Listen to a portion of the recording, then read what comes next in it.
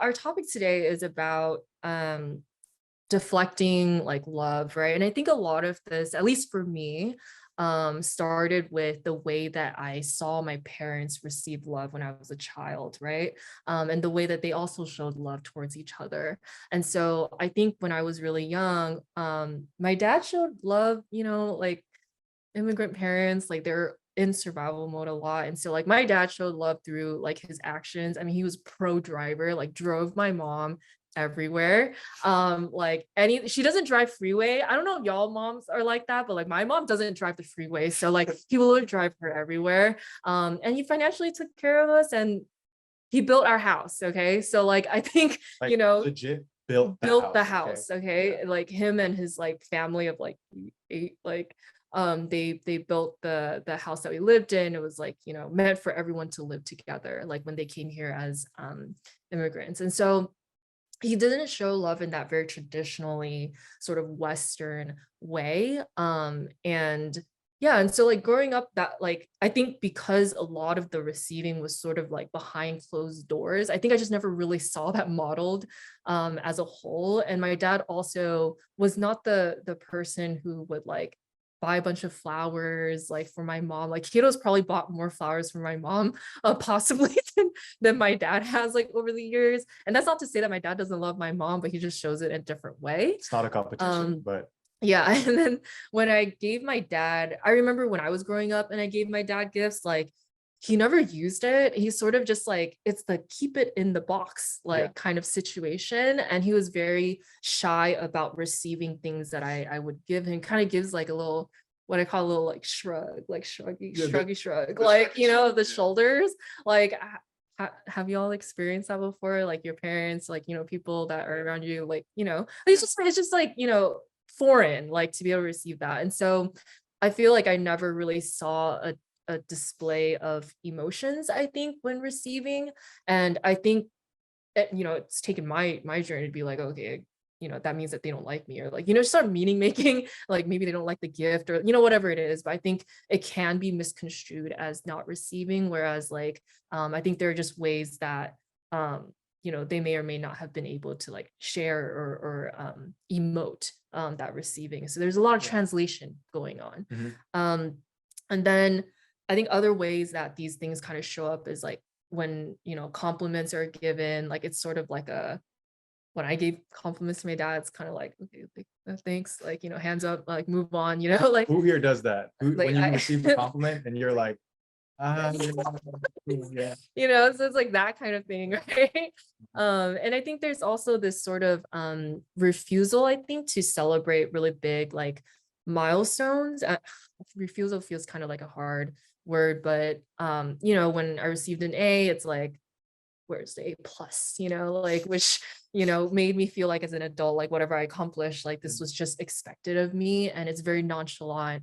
Don't celebrate too much, like, it's on to the next like type of thing. And so Well, I think that bit's really important, right? Like that's the nonchalant nature of don't celebrate too much. It's expected of me, and just pinning that there of like how that might carry on into how Steph experiences things later on. thanks. Yeah. So I think I want to clarify that, when we share these things or these experiences, it's not necessarily like, oh, it's wrong, like what our parents did, or it's right. Like it's really not that. It's just observations. And I think because, I like me and Kate we were growing up in a Western society where part of the nature of how we are like with our families is like we do a lot of we do a lot of translation, right, of the love with our parents who come with like Eastern values. But the reality that we are also in is that we are both Asian American. We live with a mix of those Western and Eastern values, and I think it's been a continuous journey of how do we be with like both and like try to figure out what works for the two of us. Yeah, and just to define translation, it's literally like if your dad is giving you a bowl of fruit, like he loves you, even though you may rarely hear him say verbally that I love you, so there's a lot of labor that happens there. And something that we're exploring here is like there are certain relationships where you may have to translate for the rest of your life, and there are relationships where you can work with the other person to not have to translate and support each other in getting the whole 9 yards, the whole entire birthday cake. Okay, so let's talk about your previous relationship.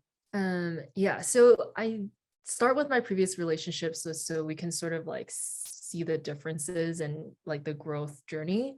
But you know how they say like you'll end up with people that resemble your parents. You're just like, no, I would never. But like that's totally what happened to me at first. Like my last long-term relationship, it was very it was full of love, but in a way that was very non-verbal and just more very like functional and practical. And so, I wanted to build relating between the lines, like this organization. And like my last partner was just like, hey, you want to build something? I'll get you a standing desk, and that'll support you in like being able to build towards like that dream. And so you see that like very functional, very practical, like showing of love, bought a new phone that I needed, got to get that like good content and then vacation, stuff like that. And so I think when I was receiving them at the time, like when I look back and observe how it was, there was definitely a lot of guilt. And I mentioned this earlier, there's questioning of like, do I deserve this?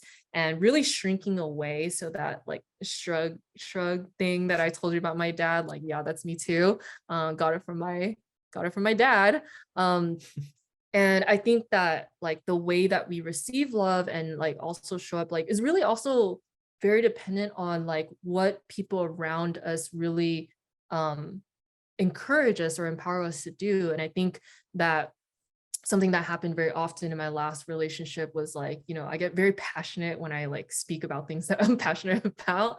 But oftentimes I would get really amped up and my partner would like put his hand on my leg and like calm me down. And like that really signaled to me like, don't be too loud, like don't, so it's like hard, I think, when we think about like receiving and showing like love, like the things that the people do around you also like help sort of like encourage you to be a certain way. And so that's something that happened very often. Yeah, like it reinforces things. It reinforces whatever pattern that you will develop. So I mean, I wanted to ask you, did you ever wanted to be loved another way? I mean, yes. Okay. Yeah, I think because there was it was very prominent, like the way that my parents loved me was just like in these very action oriented, service oriented like ways. I think for me growing up, I did crave a lot of that emotional sort of like support. I mean, there's definitely a lack of that.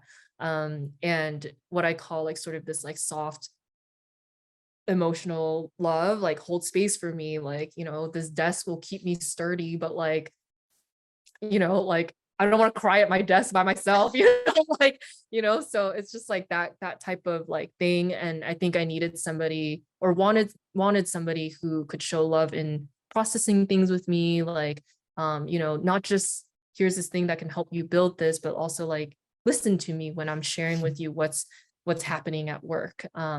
So yeah, the answer is yes. Okay, cool. Yes. And so again, not to demonize any of these different ways of loving. It's just that we learn about what we want over time, and then we can make those requests. So we're going to fast forward to our existing relationship right now. And you can tell them a little bit about like how that's been. Okay. And we'll just get into it. Yeah. So I think I would describe the way that Kato's love is. For those of you into astrology, it's very Scorpio Venus. And so like the love, it feels like a freaking waterfall. Like the homie just keeps going. Like it's just like, how they say like it's like drinking water out of fire hose. Like that's what it feels like. Like the love that he shares, it feels very overwhelming for me. And so I think like I want to say that because I know for some people here it can be very challenging to receive like love. And it's like almost confusing like for me, because I've been very used to this like very, very low key, like, you know, we don't really verbalize things. And so like he was a very expressive person. It's taken him a long time to get here. And so things that I do appreciate about the way that he shows up for me is like, you know, let me cry for as long as I need, you know, and there are a lot of moments in past relationships where people would say like, don't cry. And it's not a malicious thing. But it is very uncomfortable for other people to hold me as I'm crying. Very common, right? And Kato will also sort of like we'll have a conversation for as long as we need. I've been told before you're talking for too long, and the problem is like I talk for a long time because there's a lot of process. And so I really appreciate the way that he shows up by holding space for me. He plans things even though like he hates it, and So bad at planning. you know, like he makes me breakfast cereal, and those are acts of like service. But yeah, like I think there's like so much there, and this is not stuff that I typically like have received. I think being very hyper independent, like it's always just like I'm gonna do stuff by myself, I'm gonna like take care of myself. You know, I don't want to be a burden to other people. And so I also questioned like, you know, if you're doing all these things, like am I supposed to pay you back for these things? And this is something that comes from like being with my parents. Like something that they always said is like nothing in life is free. Yeah. You know, you have to pay people back, and there's sort of this like equality type of thing. And so that's very common for me to think. For the people in the chat that was saying that earlier, I think it was Kelly and a few other folks, but yeah, like, so what you can see here is that the way that the patterns that arise can come from how your parents loved you, or it can come from other sources. One thing new that Steph just shared right now is this hyper independence. And so like, just quick bit on that, like, where did that hyper independence come from? I mean, I think it was like seeing like my parents struggle. Yeah. And so when you see your parents struggle, like you don't want to be another thing that they like have to deal with or manage. And so like, you know, I watched my parents raise 3 kids, like, you know, when they're like 24, like God forbid, that freaks me out now. And I like, think it's like immigrant mentality too, which is like, you got to take care of yourself. And that can show up in the form of work and school and also love. So it's just interesting to see how these things can show up in different areas. That's all. So let's talk about like, how did you soften and start to accept the love? Yeah, I think this is a really interesting question. And I think it, I think it was like really uncomfortable too. I think softening required me to let Kato know about like what my experiences are. And the reason why I bring this up is because when you're a gift giver, or when you're sharing love to somebody, I don't know about you all, but it doesn't feel good when the person's kind of like shrugging it away, you know, back to the shrug from my dad. Like, you know, when you give something, like it brings joy, I think, to see somebody receive it too. You know, so like I think that was that was like part of it. Like it required me to let Kato like know, like, hey, this is something that I actually struggle with, and it's not about you, because it can easily be taken personally, I think, and can also be easily taken as like, oh, you don't care, like you don't, you know, like what's going on, you know. I think there are stories that both of us can have. And I personally just honestly have no clue how to, I didn't know how to respond, like to receive things. And I think that most of the times when I'm receiving things, it's sort of this like initial shock, and there's kind of like a straight face. I mean, Kato will tell you all about it. Like I have a straight face when I'm like receiving things. And so like my worst fear is like thinking like he thinks that I don't care, when I actually do. I just don't know how to emote, like because I was not modeled that my entire life.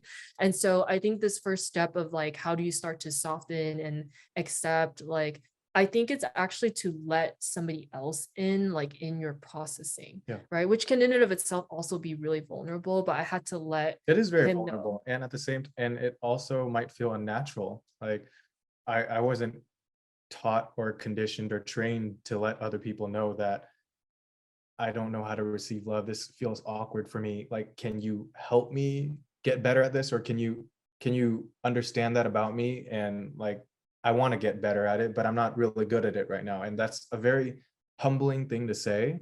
And that's kind of where we started, you know?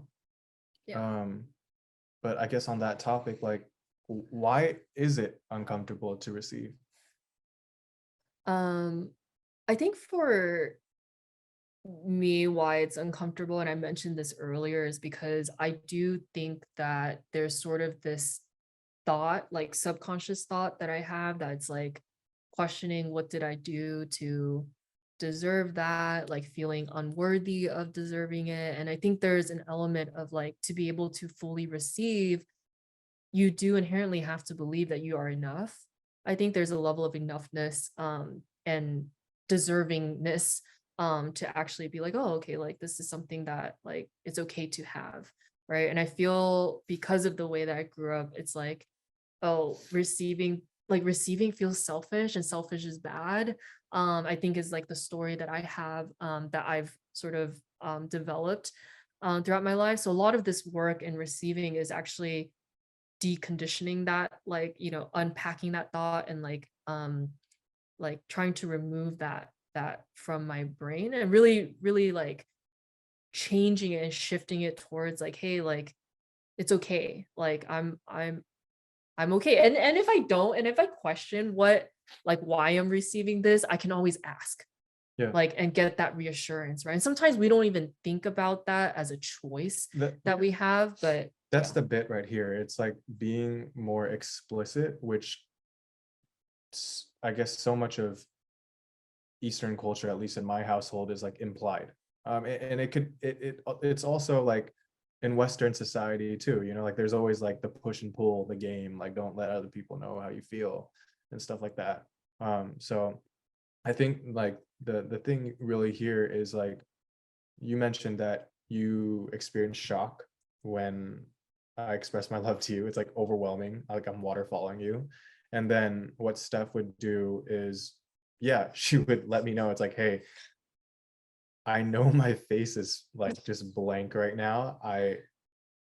But I want you to know that I appreciate it. And of course, from my standpoint, like I'm still a little bummed out, right? Like I would love for her to be able to fully receive it, but it helps me understand how I can continue to do those bids and to continue to give in that way without throwing my hands up and being like, oh, she doesn't appreciate me. And I think had we not been able to communicate on those things and to celebrate little moments where it's like, oh, like I saw you reciprocate with me, Yeah. then the chasm is still there. And um yeah, and I would say like personally it does feel a little bit awkward for me sometimes. um but it's fun to celebrate like the little wins, like if I'm giving her like an affirmation about like how she did at work or something like that, and maybe instead of brushing it off, maybe she'll look at me and she'll be like, yeah, I am. And I, I am brilliant. And I'm like, that's what I'm talking about, so it's just, you can see she's like squirming a little bit here. Like I kind of improv that, but like these are the moments where it really matters, right? Like where you get to be witnessed by someone you trust, or you get to be witnessed by a community. And that's how we have been working on like forming a new identity of, okay, like I do believe in myself, like you do believe in yourself more, you do receive it more. And so it's interesting because like the healing process is individual and relational. Yeah. Okay. One to Yeah. everything that you said. Um, Yeah. I think what we're trying to get at the end of the day is like, yes, there are ways that we're conditioned to be like when we're childhood, but that doesn't mean that things can shift and change. But I think it's very difficult to shift and change on your own. There's so many opportunities with your friends, your partners, and people in your life now that can support you in being in that process of like shifting away and away Yeah. from like what you don't want and towards like what you're really looking for. So being conscious about what you would like your relationship to look like, and knowing that there's opportunities to ask for like what you need is definitely like a thing. So um yeah, I'm trying to Yeah. figure out like No, I think another thing I wanted to share is something that um there's giver and receiver dynamics in a relationship, and something for me uh that helped me like support Steph and also like also feel good about myself is like I would ask her like, hey, can you like just share with me how was it? Like how was it receiving that? You know, sometimes the other person just needs an initiation to start sharing a little bit more. And just me asking that question helped her get over the hurdle of just like I don't want to say anything, like I'm kind of like still trying to receive this. So it's just small little things like that. It could be a question on like how was it, how did it feel, and you kind of just go from there. And I'm the type of person that loves hearing the verbal. um so yeah, like when you think about the love languages, there's and you think about receiving love, there's all five of them, right? um and each of them is its own. We could talk about this forever, but I think that the main thing we want you all to take away from this is that like making your inner world explicit allows the other person to find ways to support you. um and there's also this other bit on believing that you deserve the love and examining the resistance that you feel towards um or the stories that come up, you know, on like this is just the way that it should be, like I'm expected to do this and stuff like that. So that's the collaboration process with whether if it's your partner or if it's like a friend. um but those are some of the things that we wanted to cover today. yeah, it takes a community. Yeah, it really does. Yeah. You don't have to do it by yourself. But I think it takes that the courage to be open about what you're experiencing, and then the other person to also like be able to hold space for being able to be with that makes it possible for all of us to be better able to receive love.